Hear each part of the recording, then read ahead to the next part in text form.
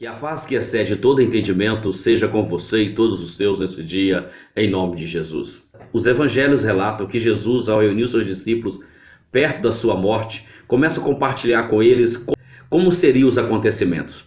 E eles ficam muito tristes, preocupados, turbados. E no capítulo de número 14, Jesus começa a instruí-los, e eu quero ler com você neste momento. Evangelho de João, capítulo 14, versículo 1 a 3. Não se turbe o coração de vocês. Creiam em Deus, creiam também em mim. Na casa de meu pai há muitos aposentos. Se não fosse assim, eu teria dito a vocês: vou preparar lugar para vocês. E quando eu for e vos preparar lugar, voltarei e os levarei para mim, para que vocês estejam onde eu estiver. Cristo começa a confortar o coração dos discípulos, e aqui está a palavra de esperança. Cristo veio aqui na terra, cumpriu o propósito dele, e a promessa dele é voltar para buscar a sua igreja. Em Atos dos Apóstolos, capítulo 1, versículo 9, diz assim: tendo dito isso, foi elevado às alturas enquanto eles olhavam, e uma nuvem o encobriu à vista deles. E eles ficaram com os olhos fixos nos céus enquanto ele subia. De repente surgiu diante deles dois homens vestidos de branco, que eles disseram: Galileus, por que vocês estão olhando para o céu? Este Jesus, que dentre vós foi elevado aos céus, voltará da mesma forma como o viram subir. Jesus Cristo, após morrer na cruz do Calvário, foi sepultado, e no terceiro dia ele ressuscitou. Esteve 40 dias com os discípulos, instruindo e reunindo com eles após a sua ressurreição. Aqui no livro de Atos relata que ele, reunido com os discípulos, começou a instruí-los, e ele começa a desprender da terra e vai para o céu. E os discípulos ficam preocupados olhando para o céu, onde o anjo aparece com esta mensagem. E nesta mensagem os anjos anunciam: da mesma forma que eles viram ele subindo, ele voltará na terra novamente. Ele voltará para buscar a igreja. O apóstolo Paulo fala sobre isso em 1 Coríntios capítulo 15, versículo 51. Ouça: eis que vos digo um mistério. Nem todos dormiremos, mas todos seremos transformados. No momento, num abrir e fechar de olhos, ao som da última trombeta, pois a trombeta soará, os mortos ressuscitarão incorruptíveis, e nós seremos transformados. Está chegando esse tempo, os sinais já se cumpriram. Cristo está voltando para buscar a igreja. Os mortos ressuscitarão, os vivos serão transformados, e encontraremos com o Senhor.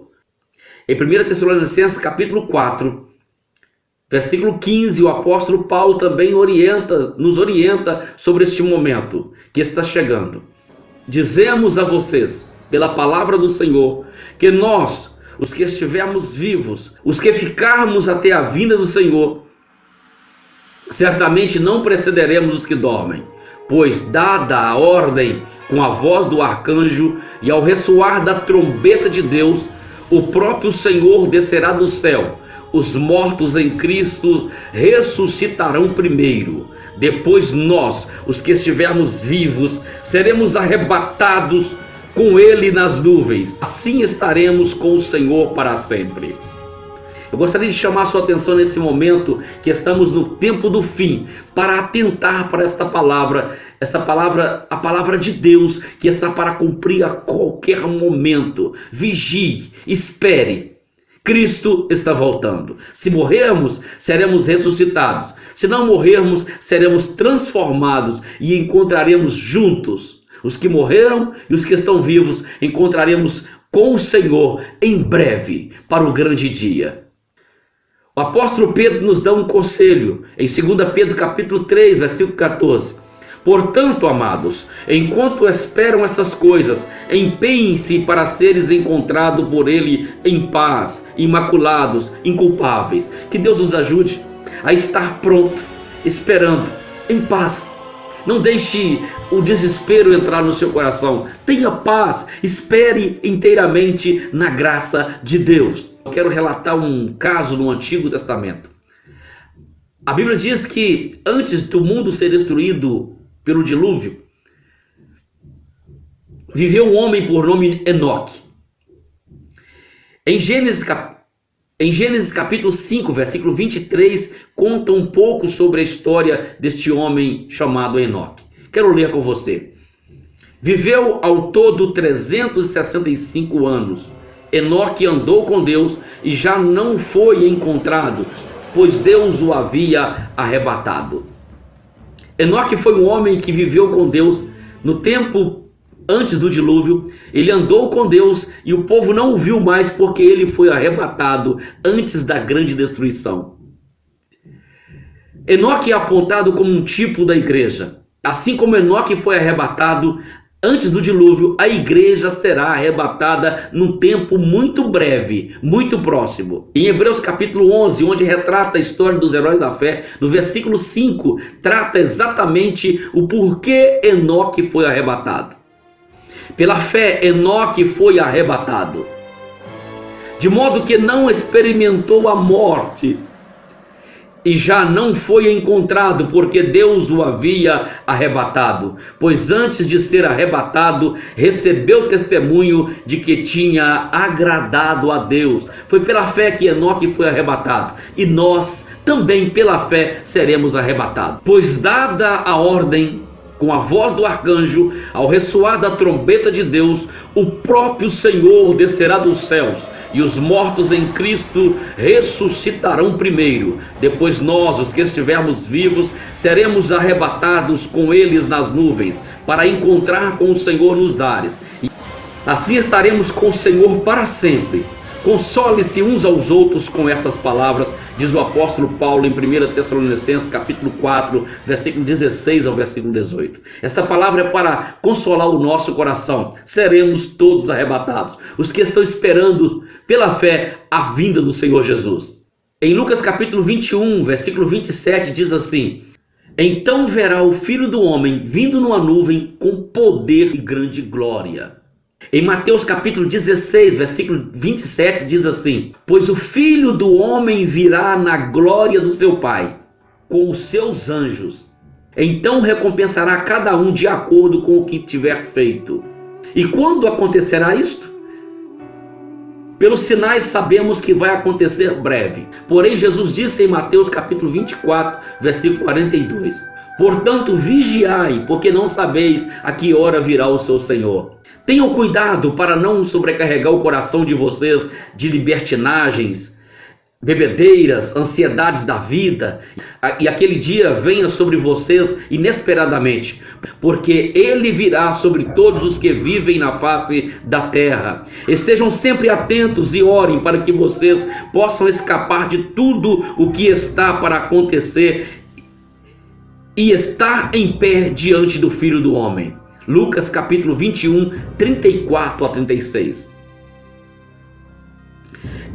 Em Mateus capítulo 24, versículo 23 a 36 diz assim: se então alguém disser, vejam, aqui está o Cristo, ou ali está ele, não acreditem. Pois aparecerão falsos cristos e falsos profetas, que realizarão grandes sinais e maravilhas, para que, se possível, enganar até os eleitos. Vejam, eu vos avisei antecipadamente. Assim, se alguém disser, ele está lá no deserto, não saiam, ou ali está ele dentro da casa, não acreditem. Em Marcos capítulo 13, versículo 26 e 27 está escrito assim: então verão o Filho do Homem vindo nas nuvens com poder e grande glória. Ele enviará os seus anjos e reunirá os seus eleitos dos quatro do vento, dos confins da terra até os confins dos céus. Graças a Deus por esse momento e por essa palavra. Estamos esperando o grande dia da salvação eterna, o grande dia da volta de Cristo. Em Tito capítulo 2, versículo 11 está escrito assim: porque a graça de Deus se manifestou salvadora a todos os homens. Ele nos ensina a renunciar à impiedade, às paixões mundanas e viver de maneira sensata, justa e piedosa nesta era presente, enquanto aguardamos a bendita esperança, a gloriosa manifestação de nosso Deus e Salvador Jesus Cristo. Ele se entregou por nós, a fim de nos remir de toda maldade e purificar para si mesmo um povo particularmente seu, dedicado à prática das boas obras.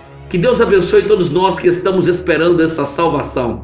Ela está mais próxima de nós do que imaginamos. Que o nosso coração esteja pronto, esperando esse dia. 2 versículos eu quero deixar para encerrar essa palavra aqui. 1 Tessalonicenses capítulo 5, 23. E o próprio Deus de paz vos santifique inteiramente. Que todo espírito, alma e corpo de vocês sejam preservados, irrepreensíveis na vinda de nosso Senhor Jesus Cristo. Aquele que dá testemunho dessas coisas diz: venho em breve. Amém. Vem, Jesus. Apocalipse 22, versículo 20. Que Deus abençoe a sua vida poderosamente em nome de Jesus.